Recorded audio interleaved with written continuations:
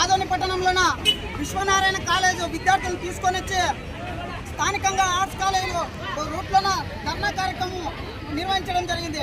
ముఖ్య ఉద్దేశం ఏమంటే ఆదోని ప్రాంతంలోన వెనుకబడినటువంటి ప్రాంతంలోన మెడికల్ కళాశాల గత వైసీపీ ప్రభుత్వము శాంక్షన్ చేయడం జరిగింది. అలాగే రాష్ట్ర వ్యాప్తంగా 17 మెడికల్ కాలేజీలు శాంక్షన్ చేయడం జరిగింది.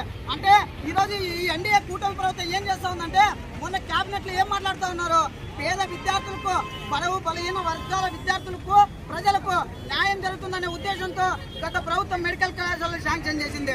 అంటే ఈరోజు పీపీపీ పద్ధతిలో కొనసాగించి ప్రైవేట్ వ్యక్తులు చేతిలో పడుతున్నటువంటి పరిస్థితి, దౌర్భాగ్యమైన పరిస్థితి ఈరోజు ఈ కూటమి ప్రభుత్వం ఇటువంటి దౌర్భాగ్యమైన పరిస్థితి ఈ రాష్ట్రంలో చూస్తా ఉన్నాము. ఇప్పటికైనా మెడికల్ కళాశాల ప్రభుత్వ ఆధీనంలోనూ కొనసాగించకపోతే పెద్ద ఎత్తున డిఎస్ఎఫ్ పీడిఎస్ఓ ఆధ్వర్యంలో విద్యార్థి సంఘాల ఆధ్వర్యంలో రాష్ట్ర వ్యాప్తంగా విద్యార్థులను కంకణాలు కట్టించి మెడికల్ కళాశాలలో ప్రభుత్వ ఆధీనంలోనే కొనసాగించేంత వరకు విద్యార్థులంతా ఏకం చేస్తామని ఈ సందర్భంగా తెలియజేసుకుంటాం. అలాగే ఈ ప్రాంతంలో చూసుకున్నట్లయితే దాదాపుగా ఏదైనా హాస్టల్కి వచ్చినా ఇంకోటి వచ్చినా 100 కిలోమీటర్లు పోవాల్సినటువంటి పరిస్థితి ఈరోజు మన ఆదోనిలో ఏర్పడింది. ఇప్పటికైనా అయ్యా రాష్ట్ర ముఖ్యమంత్రి గారు మేము ఒకటే తెలియజేస్తా ఉన్నాము, మెడికల్ కళాశాలను ప్రైవేట్ వ్యక్తులకు ఇవ్వద్దండి, ప్రభుత్వ ఆధీనంలోనూ కొనసాగించండి.